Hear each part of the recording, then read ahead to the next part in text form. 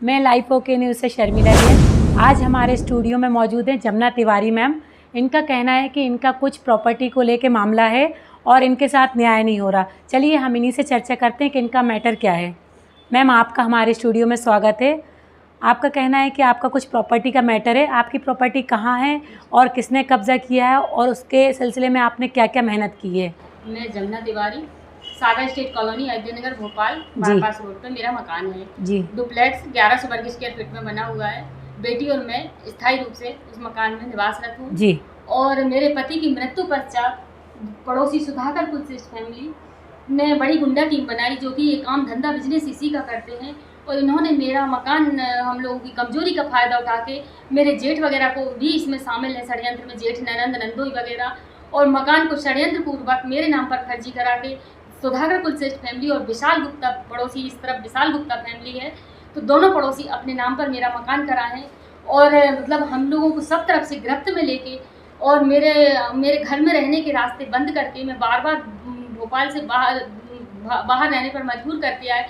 इस बीच मेरे सूने घर के अंदर घुस के पूरा मेरा डुप्लेक्स मकान अंडरग्राउंड कब्जे में लेते आए। बड़ी गुंडा टीम झुग्गी बस्ती के रहने वालों की बना है और गुंडा टीम के द्वारा हम लोगों को गिरफ्त में लेके घेरे हैं, प्रताड़ित कर रहा बहुत बुरी तरह से। मेरी बेटी का 2014 से अब तक पूरी पढ़ाई रोक के भविष्य स्कूल वालों से मिलके, कॉलेज वालों से मिलके पूरी तरह मिटा दिया गया है।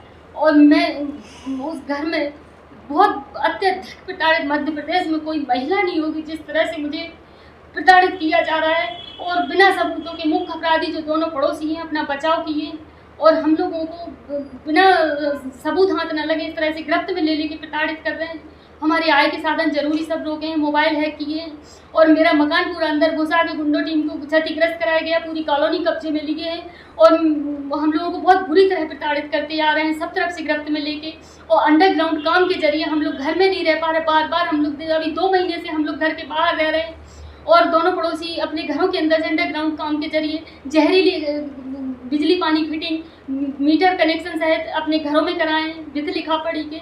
और हम लोग 2014 से बिना बिजली के अपने घर में रह रहे हैं, बिना पानी कनेक्शन के, क्योंकि सुधाकर कुलश्रेष्ठ फैमिली अपने घर में फिटिंग और मीटर सहित अपने घर में कराए हैं और हमारे घर की बिजली बाधित है पूरी तरह से इसी वजह से।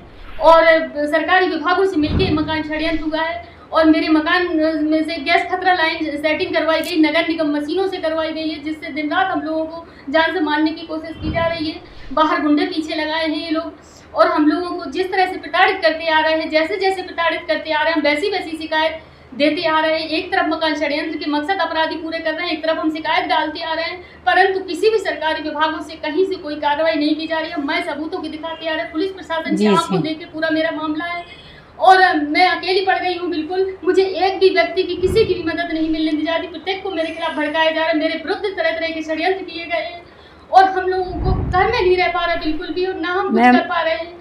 और मतलब मेरा मकान क्षतिग्रस्त और मुख्य अपराधी अपना बचाव कर साजिश प्लानिंग को अंजाम अन्य के द्वारा दे रहे हैं। बचाव तरीके इनके ऐसे हैं जो एकदम सही लगे और जब तक दोनों पड़ोसी के घरों में अंडरग्राउंड जांच नहीं की जाती है मेरा मकान षड्यंत्र मामला किसी भी तरीके से सामने नहीं आएगा। और ये बहुत ही सातिर दिमागों से चोरी छुपे जांच घर से हटवा लेते हैं, बड़ी गुंडा टीम लगा के, और बाहर से फर्जी जांच करवाते हैं और नगर निगम विभाग से और थाना पुलिस, एरिया पुलिस द्वारा सबसे मिली भगत करके बीजेपी नेता मंत्रियों की मदद है, इनको गुंडों की मदद है, जिससे चोरी छुपे हटवा दी जाती जांच डर से और वापस फिर करवा लेते हैं और हम कुछ भी नहीं कर पाते हैं। हमें गिरफ्त में लेके खुदाई मशीनों का काम मौका देख के कराते हैं और हम लोगों को प्रताड़ित करते आ रहा। घर के अंदर का पूरा मकान अंडरग्राउंड कब्जे में सुधाकर कुलश्रेष्ठ दोनों पड़ोसी अपने घर में शिफ्ट कराते आ रहे हैं कब्जे का। आपको इस पे शक किस किस पे है कि कोई अपना मिला हुआ है या कौन कौन लोग मिलके आपके इस पे जो हरकत की जा रही, किन किन लोगों की साजिश? शक नहीं, हम शपथ पूर्वक ये सत्य कहते हैं कि सुधाकर कुलश्रेष्ठ फैमिली और विशाल गुप्ता फैमिली द्वारा ही हमें प्रताड़ित प्रत्येक पहलू पर। इसमें किसी आपके अपने का हाथ है? मेरा 7 लाख का सोना चांदी जेवर हड़प लिया गया है, जो कि दोनों पड़ोसी की साजिश से हड़पा गया है। मेरे मायके पक्ष ने हड़पा है और मेरे पति की भी हत्या सुधाकर कुलश्रेष्ठ के द्वारा जेठ ने करवाई थी, जेठ ननंद नंदोई ने। और उसके बाद से हम लोग मेरा मकान में ताला डाल दिया था और मैं पुलिस पंचनामा बना था जिसके मार्फत हमें चाबी प्राप्त हुई थी और रजिस्ट्री वगैरह घर से चोरी करके जेठ वगैरह ले गए थे हमारे। और मतलब बहुत बड़ा ये षड्यंत्र है, मेरे मायके पक्ष को डरा धमका के ये लोग शामिल किए हैं और मतलब हमारी कमजोरी का पूरा फायदा उठा के और हमें गिरफ्त में लेके कि हम कुछ नहीं कर पाएंगे और ना हम किसी भी, ना हमें वकील मिलने दिया जा रहा है, ना सरकारी विभागों से कार्रवाई होने दी जा रही, ना मीडिया को अब तक निकालने दिया गया है किसी भी के सार्वजनिक न्यूज, क्योंकि आगे हम लोग इस तरह से प्रताड़ित हैं कि इसमें बीजेपी नेता मंत्रियों की पूरी मदद है।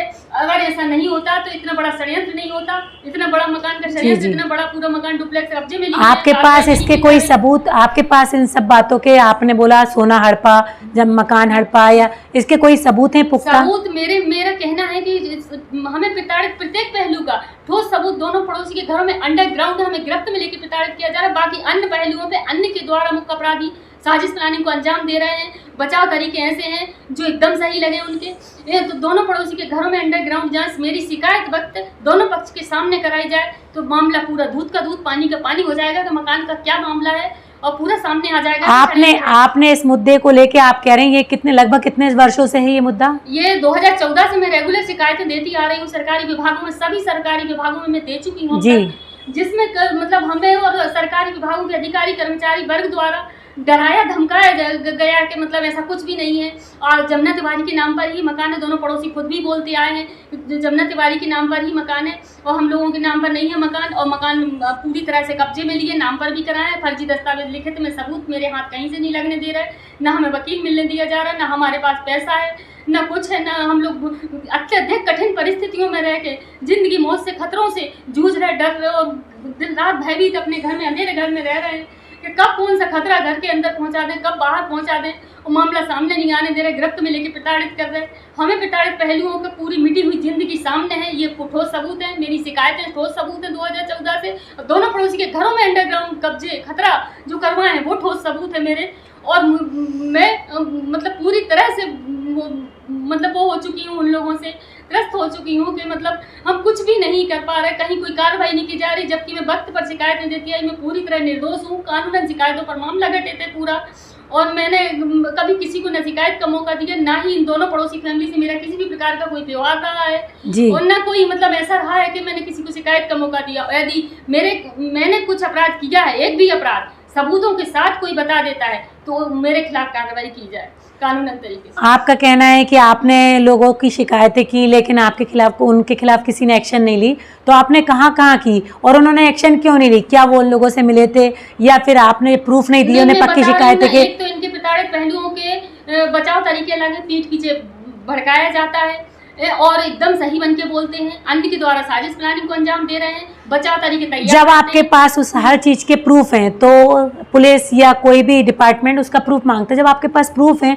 तो फिर आपके पहलुओं पर की जांच क्यों नहीं हो रही फिर? हाँ तो वो सरकारी विभाग बताएं, भाई बेटी की पढ़ाई में मिटा हुआ भविष्य सामने है, दिखाएं कौन सी स्कूल में मेरी बेटी सीबीएसई कौन सी स्कूल में पढ़ के पास होके आई है, बता प्राइवेट एग्जाम मैंने कैसे भी करके दिलाई, टीआईटी कॉलेज में 3 साल से बेटी की पढ़ाई रुकी हुई है, सिर्फ नाम के लिए एडमिशन रखा है, हमारा 7 लाख का जेवर छीन लिया गया, हम फीस नहीं भर पाए तो कॉलेज वाले ना फॉर्म फॉरवर्ड होने दे रहे हैं, ना कॉलेज में पढ़ाई हो पा रही है। आपने इसकी शिकायत कहाँ की, किस कहाँ गई, इसके लिए कहाँ आवेदन किया, किस से शिकायत की और उन्होंने क्या आश्वासन दिए? मैंने कलेक्टर महोदय को शिकायत की, पूरे पुलिस प्रशासन में दे चुकी, मानवाधिकार आयोग में भी शुरू में दे चुकी हूँ मैं, और मतलब एसडीएम में, नगर निगम विभाग, एमपीवी, मतलब सभी विभागों में लगभग जहाँ मतलब दे पाई में वहाँ सब जगह दी। मेरा हर एक रास्ता रोका जा रहा है, मुझे ये भी पता है कि मुझे न्याय के लिए कहाँ जाना चाहिए, लेकिन ये लोग अपनी साते दिमागों से, चालाकियों से मेरा हर एक रास्ता रोक रहे हैं कि जहाँ से कार्रवाई अदालत से ना हो सके, और ना पुलिस प्रशासन द्वारा कोई कार्रवाई नहीं की जा रही। जिस